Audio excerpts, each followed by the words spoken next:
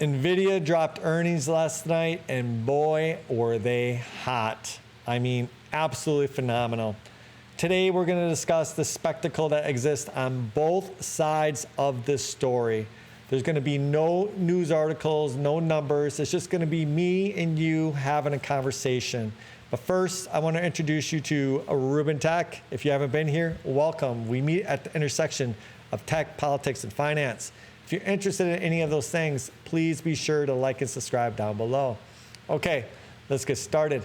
First of all, I want to talk about the spectacle in the AI story. You have two extremes, and they are dominating the social media landscape. One side is telling you AGI is here, ASI is here, right?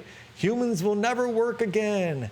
The other side is telling you it's all a fraud, nobody's using it, and it's gonna collapse tomorrow.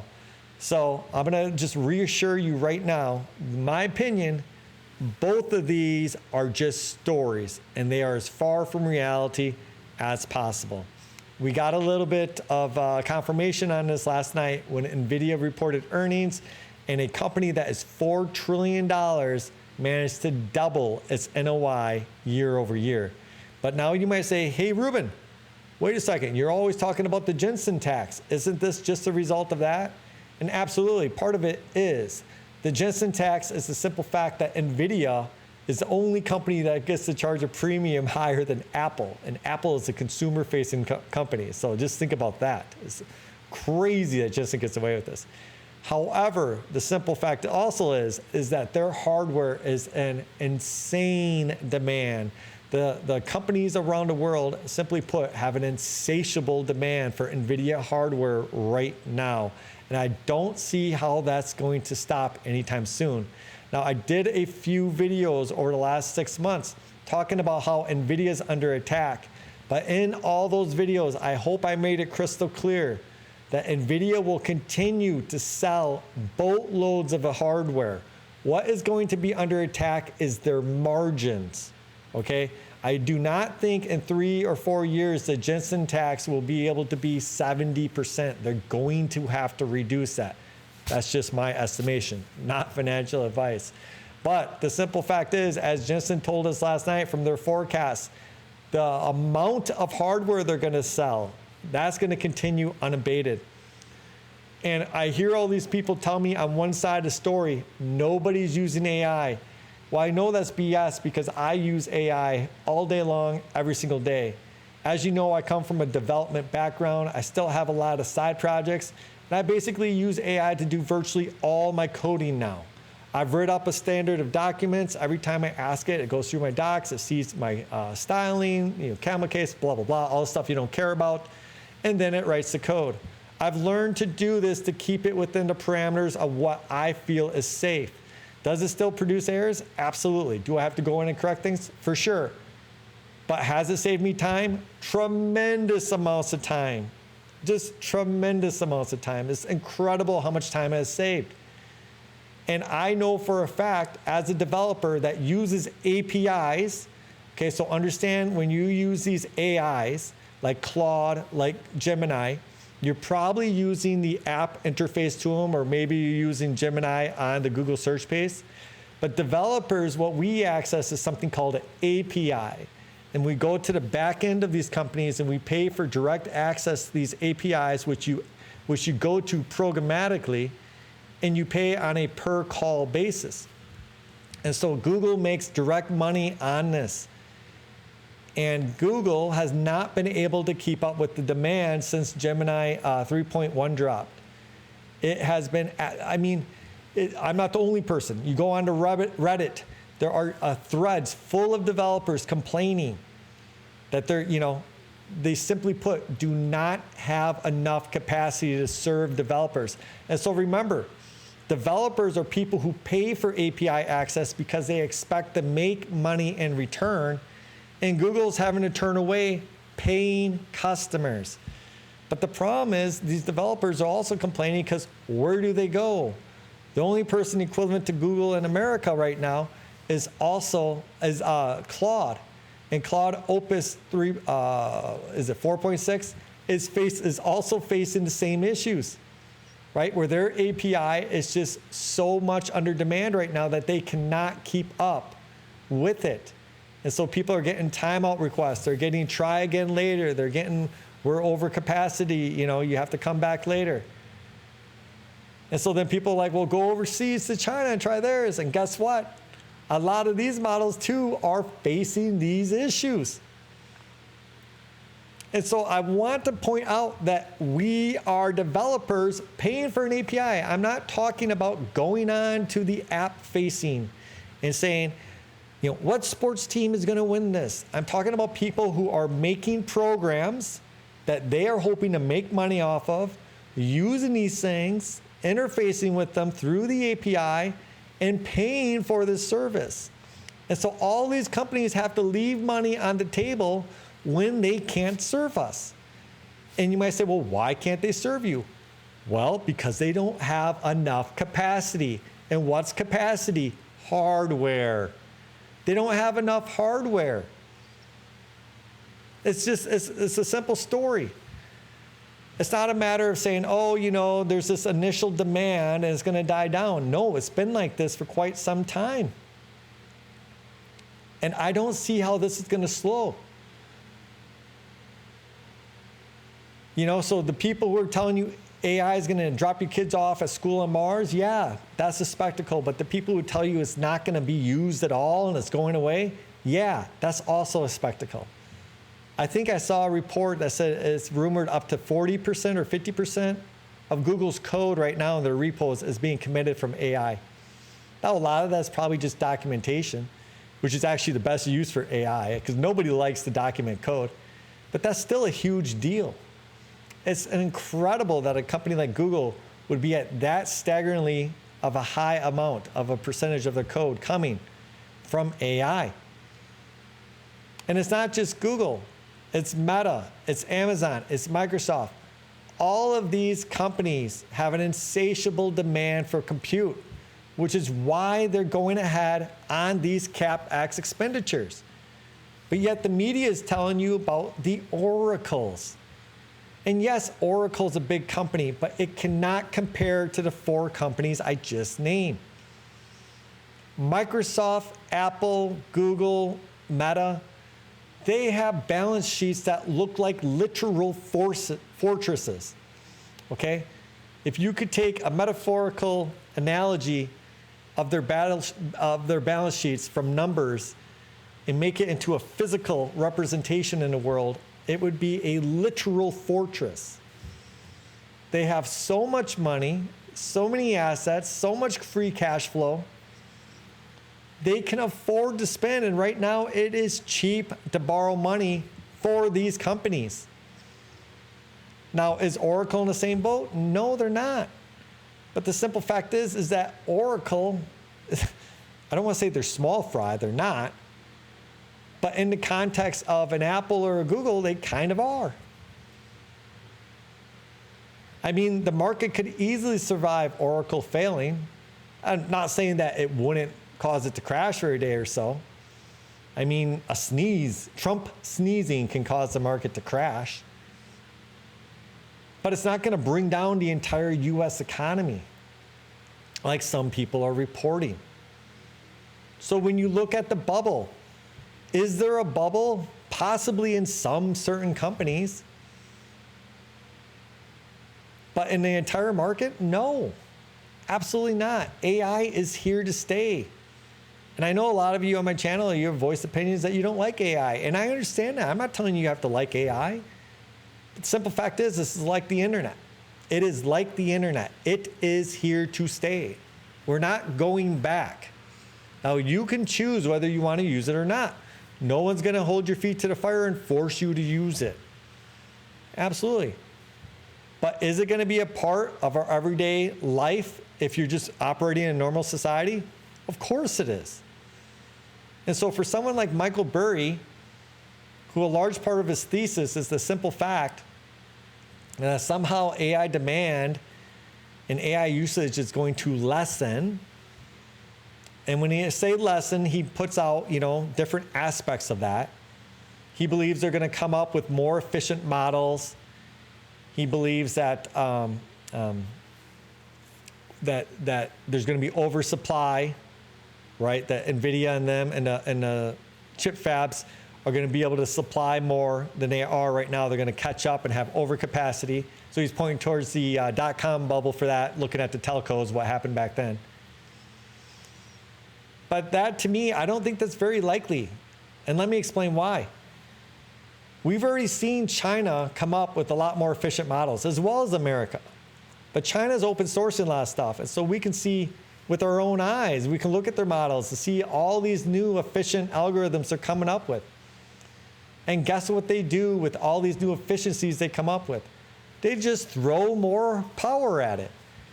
Because that's the name of the game. It does not matter how efficient the model is.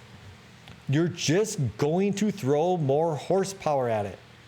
It's a horsepower game. That's all it is. Who has the most horsepower? Right? Who has the most horsepower? Which in the sense I'm saying it right now, it's just compute. Who has the most compute? We got a more efficient model? Good. We're going to throw more compute at it anyways. And I'm not saying is you can look to China, because that's what they're doing. Their demand for chips is insatiable. Look at Huawei's roadmap. Look at when Huawei predicted at Huawei Connect some absolutely amazing things. But they've also stated that they're not going to be at production par. They might have the quality of systems as America, and even like of our top systems, and even pass it possibly by 2028 through sheer brute force. By 2030 to 31, they're predicting that they could be caught up on a chip by chip basis, possibly for performance. But they've stated that production is going to take a while. Production is going to take a while. What does that mean? Well, they're going to be able to have these systems and these chips, but they're not going to be able to produce them in a capacity that the TSMC and the Samsungs can. And what are TSMC and Samsung going to do? Are they all of a sudden, are they going to double, triple, quadruple in size overnight? No, it's simply put, it's not going to happen. They're already expanding as fast as they can. And yet it's not enough. Alphabet's looking to lay out 150 billion. Amazon's looking to lay out 180 billion. Why are they doing that, you might ask? Because they have paying customers right now that can't access their systems. Why wouldn't they do it? You are leaving dollars on the table every time an API call comes through and you have to say, service unavailable. Every single time that happens, which is probably, I mean, I would guess with the amount of people I see, I'm guessing it's a lot. You are leaving money on the table. And note, they are not Oracle. The media loves to talk about Oracle. And yes, Oracle is in a very precarious position. I covered that. But that's because their entire backlog goes to one company, OpenAI. Google and Amazon and Microsoft have a backlog that has multiple companies in it. And Alphabet doesn't even have an OpenAI. They have a little bit of capacity sold to OpenAI. Why is that? Because OpenAI doesn't want to send tens of billions of dollars to their biggest competitor. That's the problem Google faces, is they're in a monopoly, duopoly, or triopoly, as I've stated so many times, with literally everybody in tech. But that should also tell you that Alphabet is not as risky as Oracle, because they have, I believe, $150 to $200 billion backlog last stated, and it's not all OpenAI, it's multiple companies. Multiple companies, many companies, and they've had to turn away even more.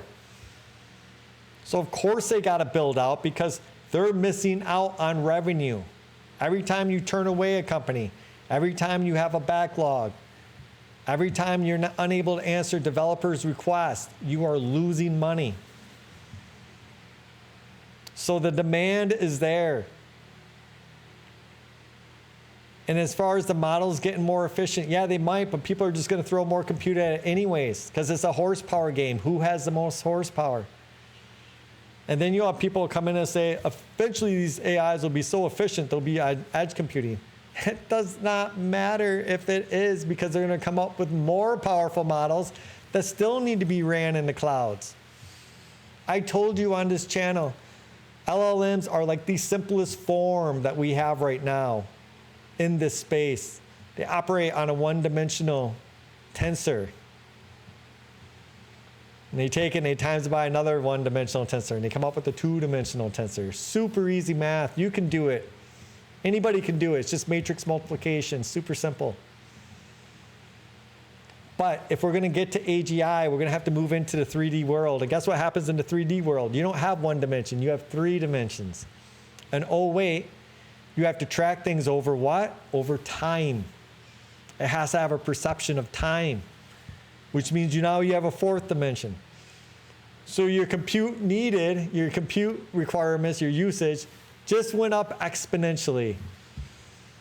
From 2 dimensions to 3 dimensions, that's an exponential jump, and then another exponential jump up to 4 dimensions. I mean, this is what we're talking about here. The demand isn't going away, I believe. This is not financial advice. I mean, we can discuss this down in the comments below. But now you might say, what about Nvidia's margins? Did I talk about this already? I'm kind of forgetting where I was. Well, I'm going to repeat myself. I didn't. Nvidia's margins will be under attack. Absolutely. But Nvidia is going to continue to sell tons of hardware. Tons of hardware. So I don't know that you're going to see the growth in terms of NOI, in terms of net revenue like this for the next 5-6 years. I don't think you will, because I do think there's going to be an inflection point where once Google, Amazon, once China gets up to speed, there's going to be so much demand met from those guys that's going to pressure Nvidia to lower their margins. That's my thesis. So I do think Nvidia's margins are under attack, but they're still going to sell tons of hardware. So their revenue, the loss in margins that they have, in my mind, again, not financial advice, I see it being made up by selling more items. Because compute right now, again, this isn't just America. I have a worldwide audience. There's a reason at Huawei Connect that they announced their SuperPod in 2028, hopefully, that has 1 million accelerators in a SuperPod. Does anyone think that Huawei would even propose such a system if they didn't think there was demand for it? Of course they do. They know demand is going to continue unabated for years. So Michael Burry did something amazing, and I'm not saying I'm smarter than Michael Burry. He's an extremely intelligent guy. He made $1 billion off of a crazy bet, but he's also been wrong. He's become this guy who's been doom and naysaying a lot of stuff the last 15 years. He's been wrong a lot of times since then. And on this one, I think he is wrong. Because remember, it's not just America you're betting against. Then you're also betting against China. So it's not just saying, hey, Nvidia and TSMC and Samsung and these guys and Google and OpenAI and all of them, they all got it wrong. You're also saying Quinn, Kimi, DeepSeek, Huawei, they all got it wrong. You're also saying everybody in China's got it wrong. And somehow, when you have 2 countries of this size that right now seemingly can't agree on anything, agreeing on one thing, and that is the idea that the demand for compute is going to continue. I think it's probably a good bet to go with that, not against that. I really do. Of course, maybe that's Michael Burry's play. Maybe his play is he sees something that we don't, and he's betting against everybody. Okay, it's not just against the US this time, it's against everybody. Remember, it's also against China. Huawei Connect, 1 million accelerator systems, SuperPod systems coming by 2028 on their roadmap. Let's say that's a little late, then it's 2029. If Michael Burry is correct, they don't need this system. There will be no need for this system. Give me a break. I don't think that's going to happen. And you might say I'm overplaying his thesis about what he's saying. And that's fair. But I don't know how you're going to have a glut on the market any other way. Right? He's promising, like I said, he's going through these things. I don't know how it's going to happen. His scenario. Right? A glut of chips. All of a sudden, demand is satiated. We're satisfied with our models. When have human beings ever been satisfied? Oh, yep. The AI is good enough. I don't want better answers. I don't want to improve upon it. It's good just where it's at. When has that ever happened in the history of mankind? It's never enough. We're always improving things. Always. Always. Okay. Please like and subscribe. You can argue with me in the comments down below. All of you out there, I want you to have a wonderful day. Take care.